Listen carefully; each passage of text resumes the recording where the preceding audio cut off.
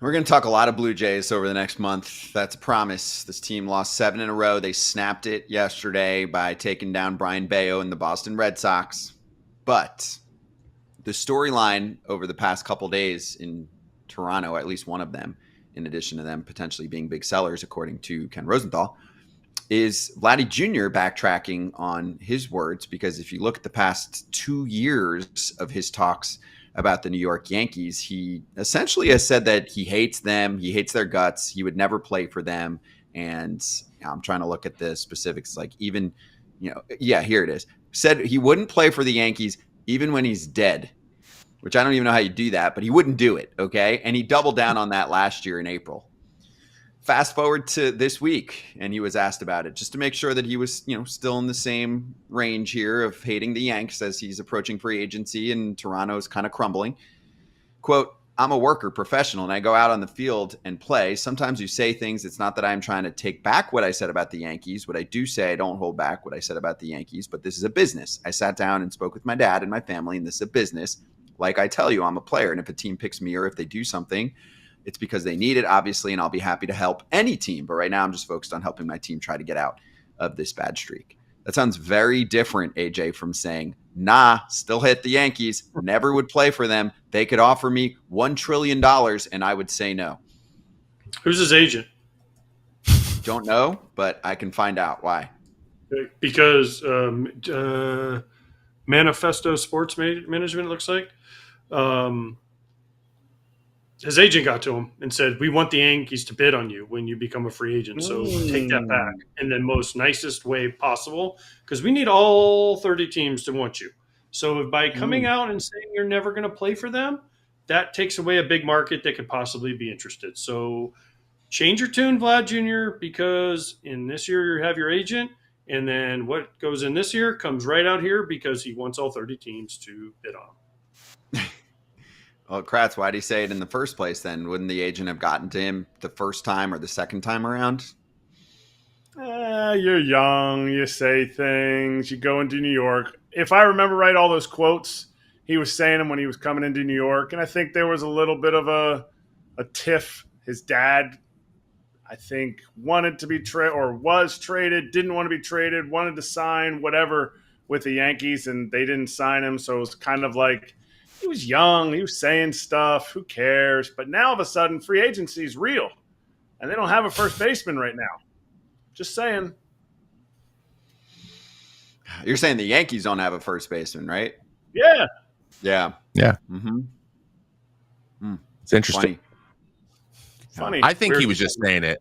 You're supposed to hate the Yankees when you're on the Blue Jays. Like I think he's just like trying to rile everybody up. And he's young. And it's smart. You take that. You Homer Simpson back into the hedge.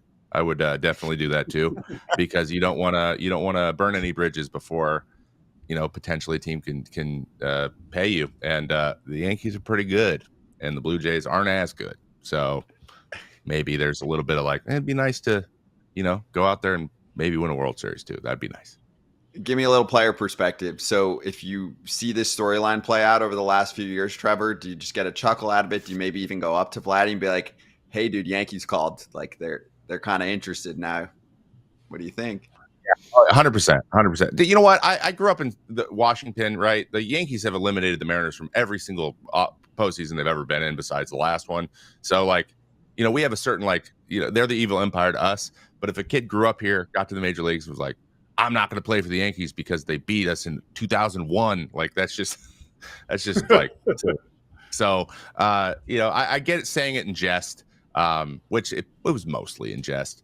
But maybe at that point he thought he was going to be a lifelong, Blue Jay and have that 10-year contract and stuff. And maybe it's not going to happen that way.